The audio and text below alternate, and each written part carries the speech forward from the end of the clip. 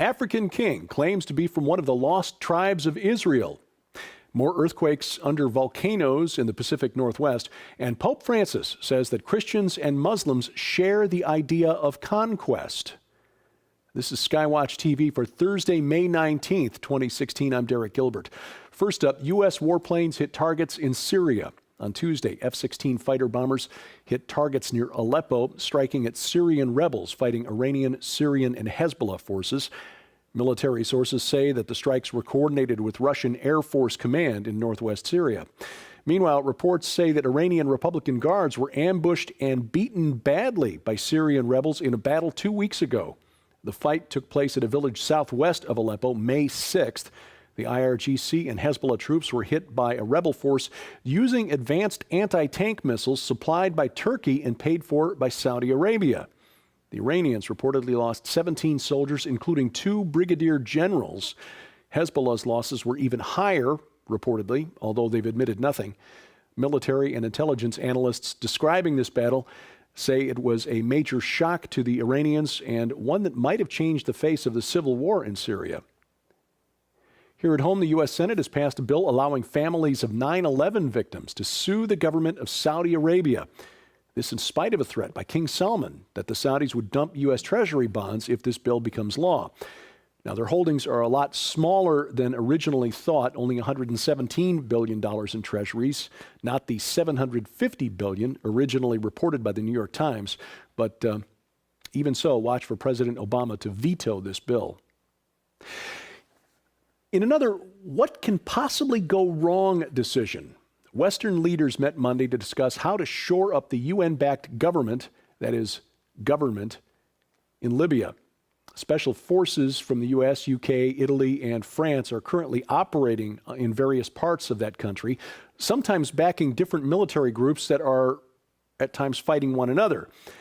Rival factions on the ground in Libya from eastern and western parts of the country are reportedly getting together and planning a joint attack on the Islamic State's headquarters in the town of Sirte, that's on the northern coast, or the Mediterranean coast. But the fear is that these groups will actually wind up fighting each other instead of ISIS.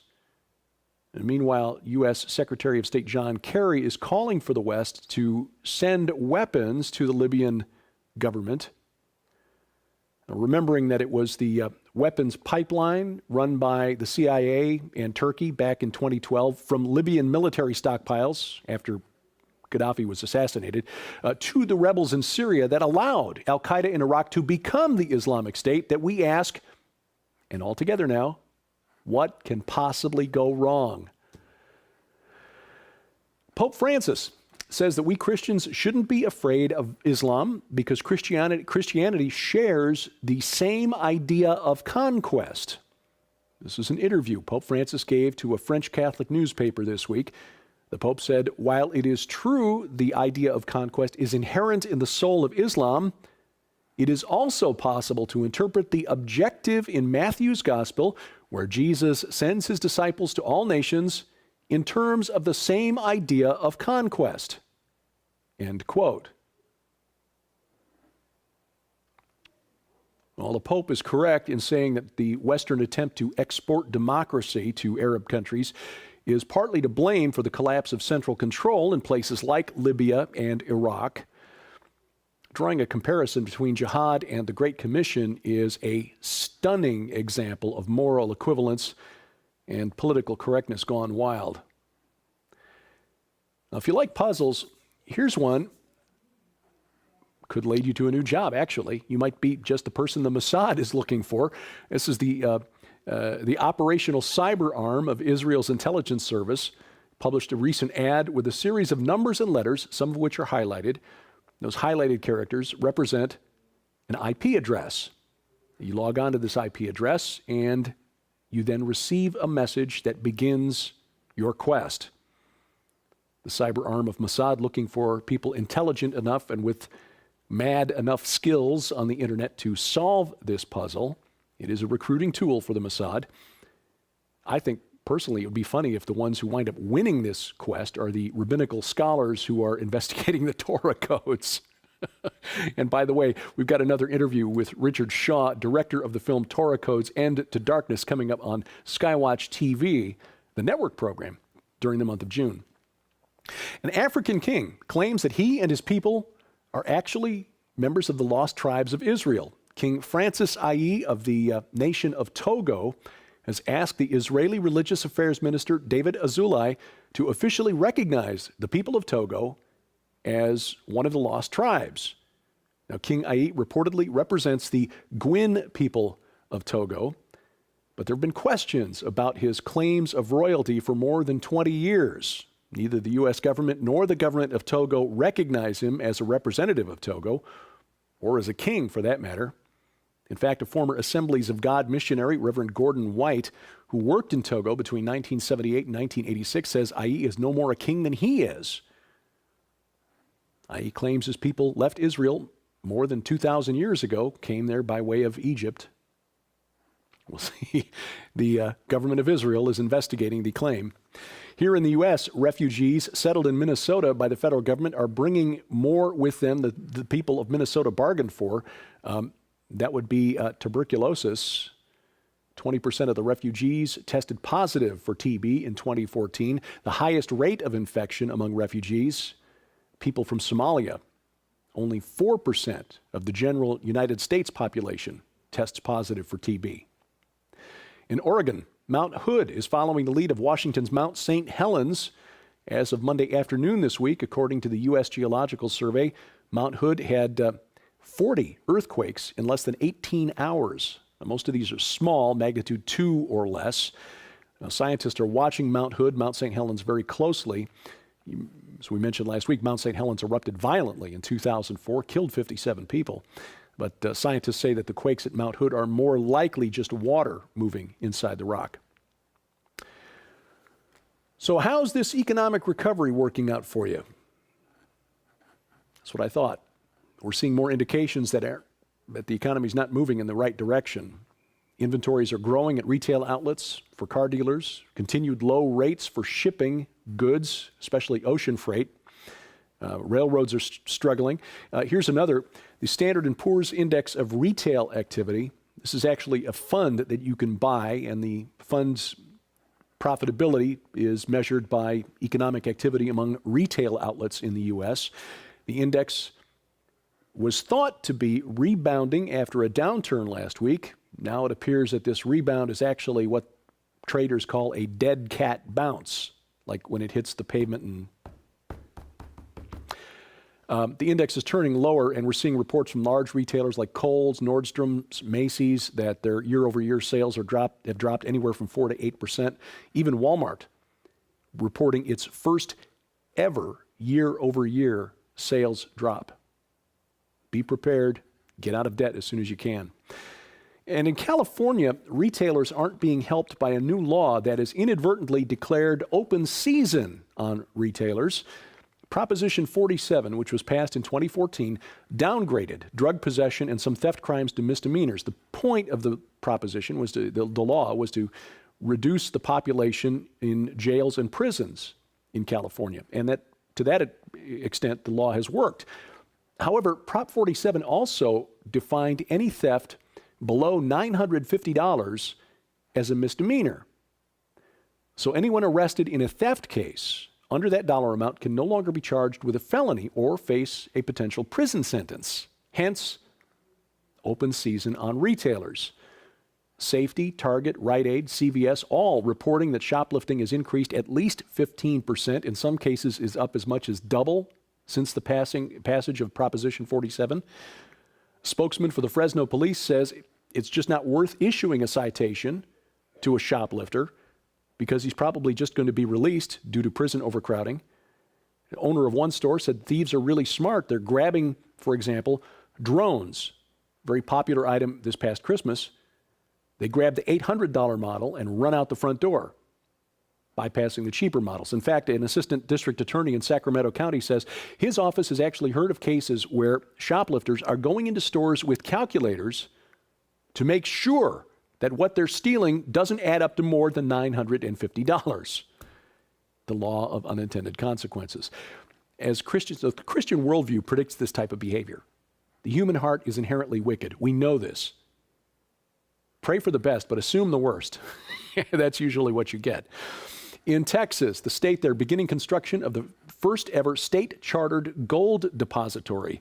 The state plans to repatriate about $1 billion of gold bullion from the Federal Reserve Bank in New York, and private citizens will be able to store their gold in the depository, which could be open later this year or early next year. And the legislature in the state of Tennessee just passed a resolution in a stunning display of bipartisan friendship unanimously in the State House and Senate, recommending that the state of Tennessee also pursue construction of a state-chartered gold depository. A strange story from South America. School children in Peru thought to be possessed. About 100 of them aged 11 through 14 at the Elsa Perea Flores School in Tarapoto, which is a city of about 117,000 people in northern Peru. They're reportedly victims of what's believed to be a mass case of demonic possession. Students say students have been experiencing seizures, and they say they're seeing visions of a man in black, sometimes with a large beard, chasing them, trying to kill them. This began on April 29th. It's ongoing, still about 80 students affected by this. A local doctor told a television station there that nobody seems to know what's causing it. And in India, a woman killed by fellow villagers who believed she was a witch. 45-year-old Sambari Tudu from the village of Debra, accused of witchcraft after her neighbors became ill. Village court blamed her. Village mob dragged her from her home, tied her to a post, whipped her, left her to die. 8 people have been arrested in connection with her death. And finally, a story that I wrestled with whether or not to even bring this up, but I will, and hopefully I can bring it the proper balance. The Obama administration, as you probably now know, issued guidelines last Friday to public schools across the nation. A joint letter from the Departments of Education and Justice directed schools to allow students to use bathrooms that correspond to their gender identity. Gender identity must be put in air quotes. Now, this letter doesn't carry the force of law, but there is a very thinly veiled threat. Comply or lose your federal education funding. The letter goes beyond bathrooms. It addresses education records and athletics, basically guaranteeing transgender students the right to identify as whatever gender they choose, play on whichever sports team they choose, use whatever bathroom or shower they choose. Now, it's easy to get angry about this story, especially if you're a parent. I will tell you honestly, if our daughter were 15 years younger and still in the public school system, we would be homeschooling this week. But we can't get angry because that's what the enemy wants. And by the enemy, I'm not talking about the Obama administration. I'm talking principalities, powers, thrones, dominions, rulers of spiritual darkness and cosmic places. Doesn't matter if we're right or wrong. If we approach our fellow citizens, our neighbors, with anger, the enemy has already won. And don't direct your anger, and believe me, I'm saying this to myself. I am not holding myself up as an example of behavior in this case. Don't direct anger at the transgenders because they need help, not rejection. They need the love of Christ, and they're not likely to see it if we come at them with anger in our eyes. Pretending to be something that you're not, which is essentially what gender dysphoria is a condition that requires treatment counseling, not an identity to be embraced. There is a reason that 41% of transgenders, according to the most recent survey I've seen, try to kill themselves. And it's not because people like you and me are hating on them. It's because it is a psychological condition that needs to be treated. The American College of Pediatricians recently declared in a position statement, gender ideology harms children. Gender is a sociological and psychological construct. There is no basis for gender in reality or biology. Gender dysphoria, in their words, and I quote, is an objective psychological problem that lies in the mind, not the body, and it should be treated as such, end quote. So my anger, such as it is directed at the activists in the LGBT movement and their enablers in the major media, who are encouraging young people to embrace a lifestyle in which 2 out of 5 will try to take their own lives. What right-thinking parent would encourage his or her child to pursue a career in which there was a 40% chance of premature death? Why then would we as parents go along with an agenda being pushed by the Obama administration in which 40% of our children and grandchildren, should they choose this transgender lifestyle, will try to kill themselves? So to the mainstream press that's holding up people like Caitlyn Jenner as a role model, the senseless waste of young life is on your heads, and the blood of any who actually succeed in taking their own lives is on your hands. This week on SkyWatch TV, circling back around to the Vatican and Pope Francis and the Islamic State, the first of a 3-part discussion of the forthcoming book, the blockbuster from best-selling authors Tom Horn and Chris Putnam, The Final Roman Emperor, the Islamic Antichrist, and the Vatican's Last Crusade. You'll see that again this Saturday on the Victory Television Network down in Arkansas and around Memphis, and coast to coast on the Christian Television Network. That's DirecTV Channel 276, Dish Network, check that, DirecTV Channel 376, Dish Network is Channel 267, and the Glory Star Satellite Channel 117. Again, the first of 3 parts, Tom Horn and Chris Putnam talking about their blockbuster new book, the follow-up to Petrus Romanus, Exo Vaticana, and On the Path of the Immortals. Don't miss it. That program, by the way, available now on the SkyWatch TV channel on Roku. You can watch at your convenience not only our weekly programs, but Roku exclusives, interviews that we couldn't fit into our network television schedule, and web-exclusive programming like Into the Multiverse with Josh Peck, Sci Friday, and of course these daily news updates. We've got a web page at the website describing what the Roku is and how you set it up to add the SkyWatch TV channel to your Roku account. Just log on to skywatchtv.com/Roku. And if you're looking for a more portable option of SkyWatch TV, you'll find it in the SkyWatch TV podcast, audio only. So you can keep your eyes on the road, or if you're, cutting the grass, eyes on the lawn while you listen to these interviews, these programs, and these daily news updates. You'll find it in the iTunes store, and we have instructions on how you can add the SkyWatch TV podcast to your iTunes account. Posted at skywatchtv.com. Bring the Rocky Mountain International Prophecy Conference from Pikes Peak right into your living room.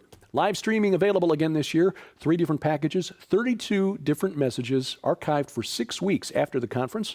For more information and to sign up, log on to prophecywatchers.com. Your support is essential to us at SkyWatch TV, and we want you to know how much we appreciate it. During the month of May, as a gift for your support of $20 or more, a gift that you can re-gift to your mom. A couple of books she'll find very useful: Survive the Unthinkable, A Woman's Guide to Preparedness, and Favorite Family Meals, a beautiful journal for her to record her thoughts, hopes, dreams for her children and grandchildren, and a mug for her to enjoy her daily coffee or tea. That is what we will send to you for your gift of $20 or more. To give, log on to skywatchtv.com/donate. And of course, your mouse finger can help us as well. Just click like, click share, click subscribe at these places on the internet, especially if you're watching on YouTube. Click that subscribe button. You'll get a notification every time we post something new to the SkyWatch TV channel on YouTube. And of course, here's where I put my stuff on the internet. My email address for your comments, questions, and suggestions is dgilbert@skywatchtv.com. And thank you for watching as we keep watch. I'm Derek Gilbert, and this is SkyWatch TV. Save nearly half off the cover price when you subscribe now to the brand new SkyWatch TV magazine. For a limited time from April 24th through June 24th, 60 days only, a 5-year subscription to SkyWatch TV magazine is just $99. That's more than $75 off the cover price, which is like getting 2 years for free. Exclusive content, articles on prophecy, discovery, and the supernatural from Tom Horn, Chris Putnam, Josh Peck, science updates from Sharon K. Gilbert, geopolitics from yours truly, and guest writers like Pulitzer Prize-nominated journalist Troy Anderson, renowned Bible scholar Dr. Michael Heiser, Pentagon advisor Lieutenant Colonel Bob McGinnis, and more. But there is more. As an early subscriber, you'll be the first to get this new book from Defender Publishing. I predict what 12 global experts believe you'll see by 2025. This is a $20 value and includes best-selling authors like Joel Richardson, Mark Biltz, Carl Gallups, Tom Horn, Paul McGuire, and more. Find out what they think about the coming war between ISIS and the Vatican, the future of the Temple Mount and the Ark of the Covenant, a worldwide manifestation of angels, and the coming age of human hybrids. And we'll also add this DVD, The Best of SkyWatch TV 2015, a $25 value, including our most compelling interviews from last year, including Chuck Missler, Steve Quayle, the discussion of the Georgia Guidestones with Chris Pinto, and more. All of this together worth more than $200, yours now for just $99, but only through June 24th. Subscribe now, SkyWatch TV Magazine. Call the number on your screen or log on to skywatchtvstore.com.